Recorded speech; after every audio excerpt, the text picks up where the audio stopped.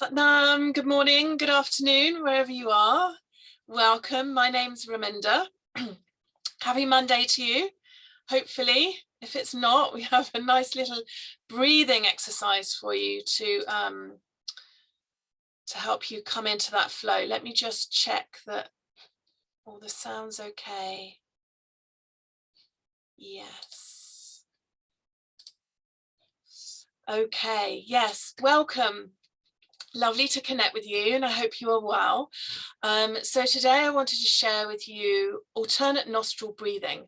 And over the next few weeks, we're going to be doing some events to really focus on the breath, because it feels like life is getting us to recognize how important the breath is. And so if you take, for instance, recent events, there was that tragic event, I think it was last week, with that Travis Scott concert where people were literally couldn't breathe because of the crush at the front in the mosh pit. Again, with COVID, there's been that sense of people having trouble breathing, as well as the planet, and the planet losing its trees, and the trees are like the lungs of the planet. So there's this real emphasis on how important the breath is. And obviously, if we don't breathe, we die. But through yogic science, we can take it to a much deeper level and use it as like a organic psychotherapy to really clear up things that aren't serving us, to let go of stagnation and pain in the body. It helps you come into the present moment. And when we breathe correctly from our navel point, and we have our awareness there, instead of being up in our minds and worrying about the future, about things that haven't even happened yet, it really enables us to not get anxious and to not burn out. But I remember when I first started, one of my teachers said, oh, if you breathe from the navel all the time, then you'll never burn out and you'll never get anxious, which at the time I thought, well, that's easier said than done, because I had a very busy mind. And as well, when we've got a lot of old thoughts that we're carrying, old memories, because we're only aware of, scientists have now proved that we're only aware of 5% of our thoughts, so everything else is unconscious. So there's all these old patterns operating that we are not aware of. And if it's things based from trauma or based from stress, then it's really going to influence us in the decisions that we make. So instead of taking inspired, intelligent action every day and doing things that give us a deeper sense of clarity and emotional well-being and physical health, we can get stuck in these spirals of making one bad decision after another. And it can be very difficult if we don't have these amazing tools to get out of that spiral down. And so as well, the breath, we're going to be going deeper into this in a couple of weeks. If you're interested, type yes in the comments and I'll send you details of an event that we're doing. But once you start emptying out all the unprocessed stuff in the subconscious mind, and it's also in little pockets in the body as well, it's just so much easier to be present and to be connect to your genius mind and be more efficient at work, and be completely present in your relationships. And feelings of like anxiety and self-doubt happen much less often.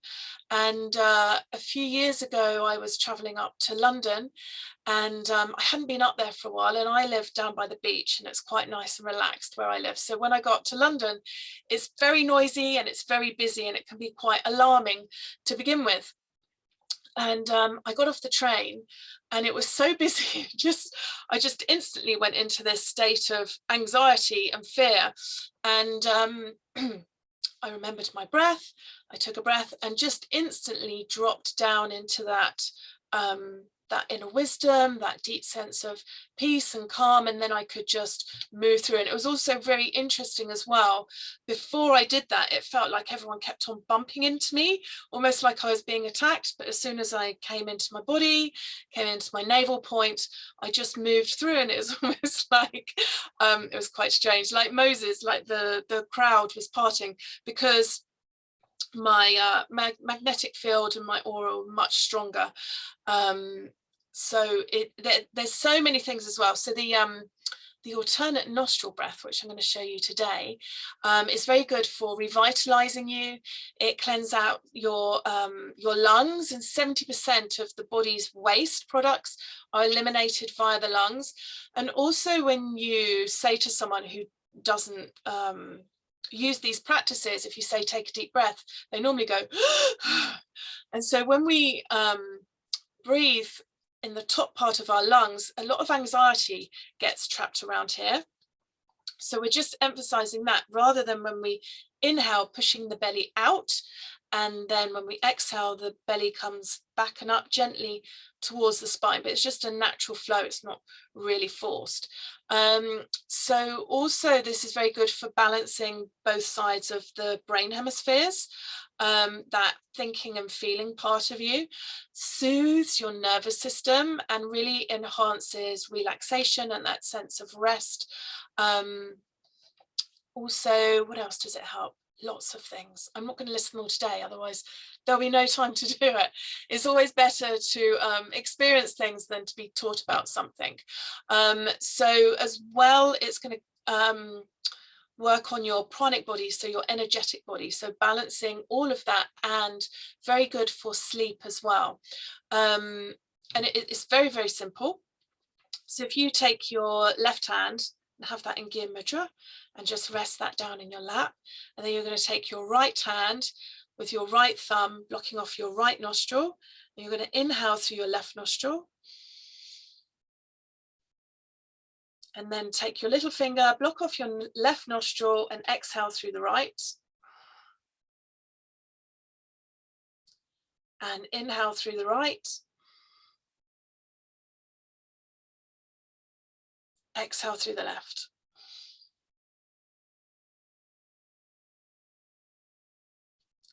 So inhale through the left,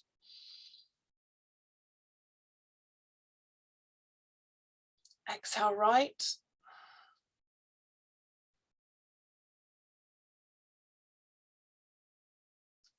inhale right,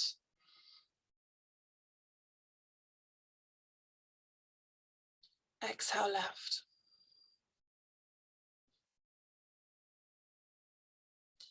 So continue on your own now, and making sure when you're inhaling, the belly is coming out, and then the rib cage expands, and then the chest comes up, and then when you're exhaling, chest comes down, rib cage comes in, and belly comes back and up gently towards the spine. So you're inhaling left, exhaling right, inhale right, exhale left.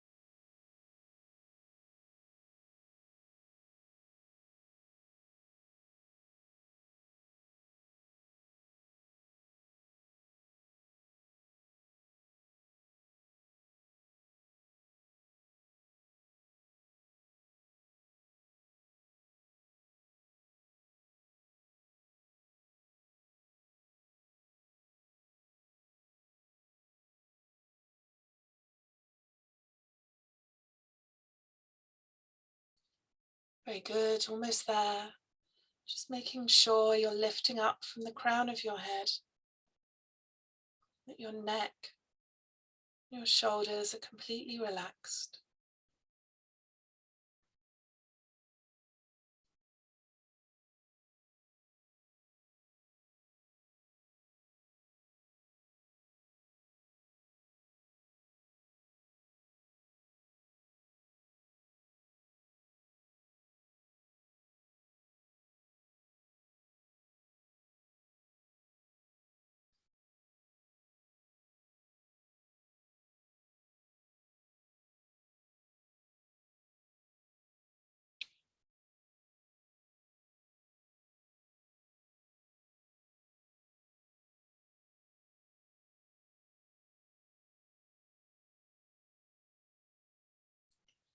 And drop the hand down in your lap now.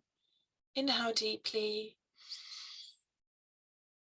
Hold the breath, feeling yourself light up. Feeling that expansion. And exhale the breath. And just take a moment, allowing yourself to just completely relax and rest in the present moment.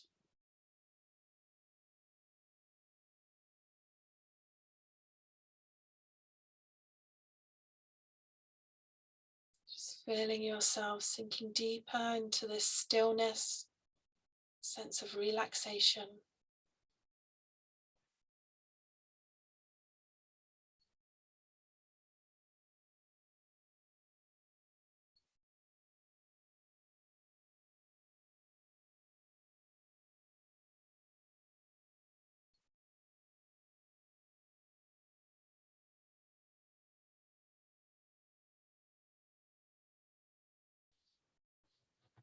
And if you wish, you can just stay here, sitting in the silence. Otherwise, you can inhale, stretch your hands up above your head, open and close your fingers.